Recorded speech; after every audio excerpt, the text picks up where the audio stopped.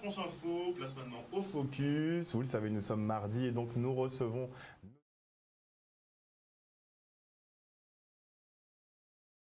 Aujourd'hui, il y a beaucoup de filières qui sont ouvertes.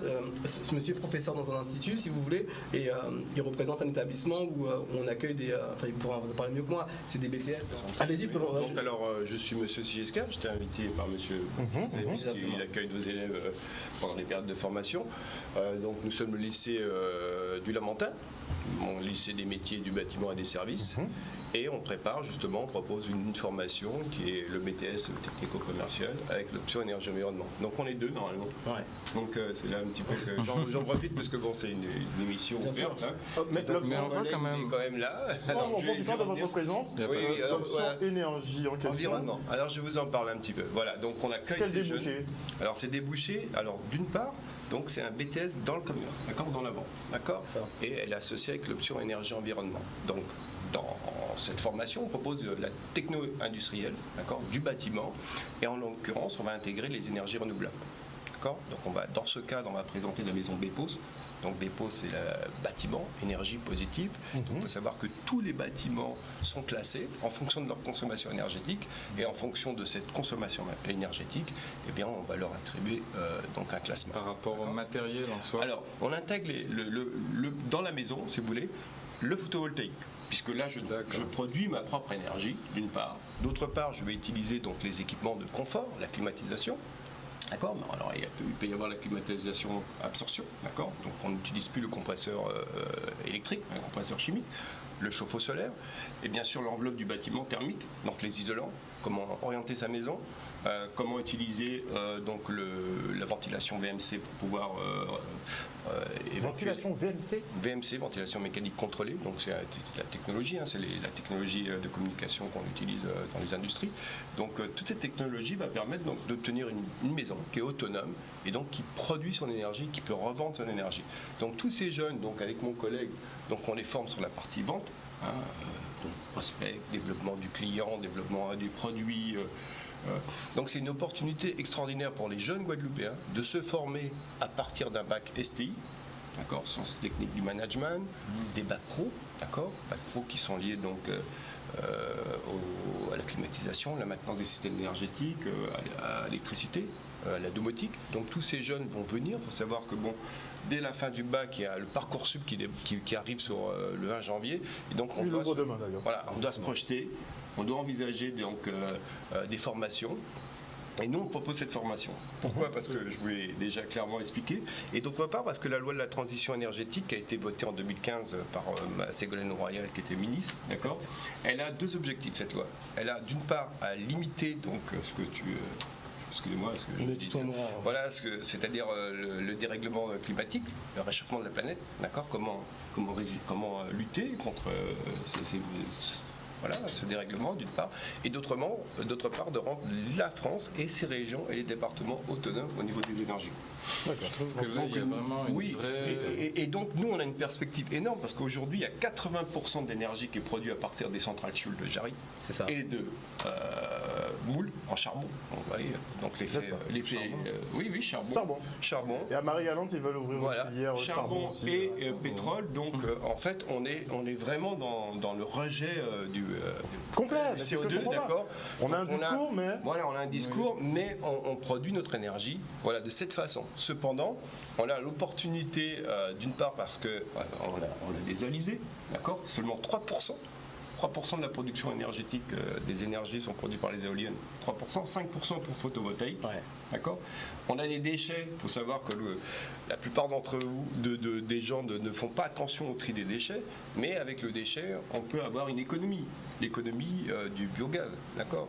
Récupérer donc les déchets, produire de l'énergie, et on peut aller jusqu'à 3%. D'accord. On peut également produire sur tous les services dérivés, récupération des pneus, récupération de plastique, produire du compost.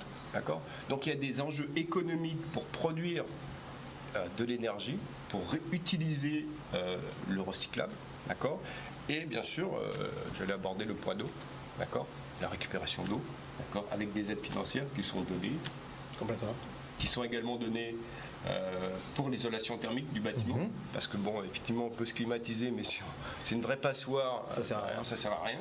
Donc en fait, toutes les solutions technologiques, elles existent. D'accord ? Il faut savoir que bon, l'homme, tout le monde connaît son histoire. Hein. Au Moyen Âge, on se rend compte de l'intelligence, on passe sur des cathédrales, vous imaginez, on passe vous voyez, le système, l'évolution.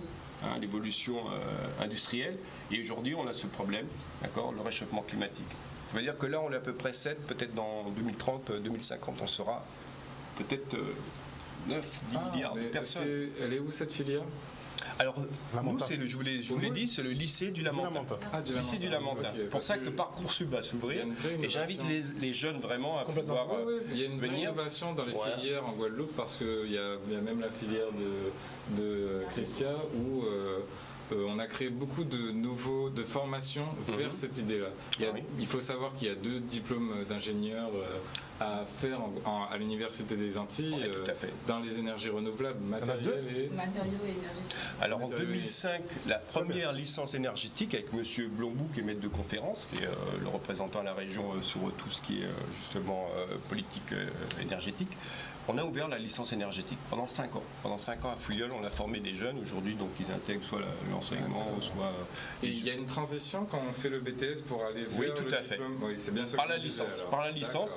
Et c'est vrai que je ne vais pas rester plus longtemps parce que j'aimerais bien aussi qu'on connaisse. De toute façon, il y a la coupure pub.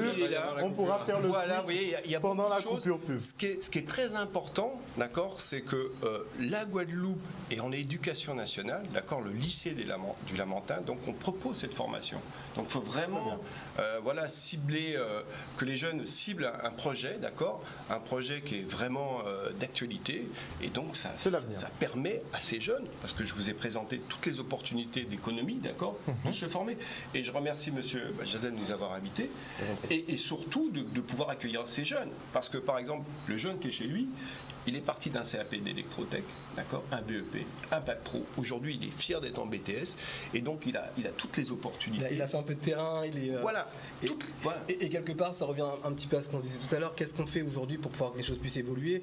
Tout simplement en sensibilisant notre jeunesse sur ce concept, en leur offrant les diplômes, et après, on va aussi à toutes les personnes, à toutes les entreprises, de prendre le temps d'intégrer ces jeunes, parce que demain, si on a des technicos et commerciaux qui sont formés à la problématique sensibilisée à l'environnement, ils seront en mesure de proposer à leurs clients des produits de consommation qui sont en adéquation avec l'écologie. Voilà, tout simplement. Le technico-commercial, c'est l'interface entre la production, d'accord, et le service, la vente, le client. C'est une première étape. Et après, on pourrait peut-être passer en phase de production au lieu de s'équiper en Chine. Écoutez, c'est pas une mauvaise idée. On en parle après. On se quitte pour une page de publicité et on revient tout de suite après en plateau. Ça marche. Donc, monsieur. En la personne de monsieur, vous vous présentez, nom, prénom, fonction. Alors, monsieur Edouard Raymond, donc je suis sociologue et je suis professeur d'économie-gestion, option, sur le BTS énergie et environnement, c'est le BTS technico-commercial qui a changé de nom et qui s'appelle maintenant Conseil, commercialisation des services et en fait nous avons 2 options au niveau du lycée du Lamentin. Nous avons une option énergie et environnement et c'est pour ça que nous sommes là, et nous avons une autre option, c'est l'option matériaux de bâtiment. Alors donc, on était venu pour présenter un petit peu ce BTS, donc surtout pour montrer l'intérêt justement d'avoir des gens qui soient formés, surtout sur la partie commerciale, c'est-à-dire parce qu'en fait, je pense que pour l'instant, de nos jours, ce qui pose problème dans le développement des énergies renouvelables aussi, c'est l'image, en fait. Le fait que ces nouvelles énergies bénéficient, à mon sens, d'une image négative, c'est-à-dire dans l'esprit du public. Parce qu'en fait, c'est pas une énergie, si vous voulez, qui est facile à utiliser dans leur esprit. Parce qu'en fait, nous avons, par exemple, un système où on a toujours privilégié certaines énergies, donc je veux dire notamment l'énergie fossile, d'accord ? Et voilà que maintenant, on a tendance à plus considérer les énergies renouvelables comme étant des énergies d'appoint, quoi, je veux dire. Je pense que c'est ça qui... Maintenant, on a besoin de gens vraiment performants pour pouvoir commercialiser ces nouvelles énergies, d'accord, des technico-commerciaux, en fait, qui soient formés, bien sûr, sur la partie technique, parce qu'en fait, il faut bien connaître ces énergies, mais aussi, il faut leur faire une formation commerciale. D'accord? De manière à proposer, déjà à être à l'écoute des Guadeloupéens, et aussi leur proposer des solutions qui soient à la fois des solutions techniques, des solutions commerciales, mais aussi des solutions financières. Et donc voilà pour ça que nous avons ce BTS, en fait, au Lamentin. Et donc nous avons par exemple des étudiants qui sont actuellement en stage, hein, pour ceux qui sont en première année, et nous avons justement M. Benjazé qui a accueilli un de nos stagiaires. Donc voilà l'une des raisons pour lesquelles nous sommes avec lui aujourd'hui, pour pouvoir justement apporter aussi notre contribution au développement donc, des énergies renouvelables en Guadeloupe. Alors, Yoann,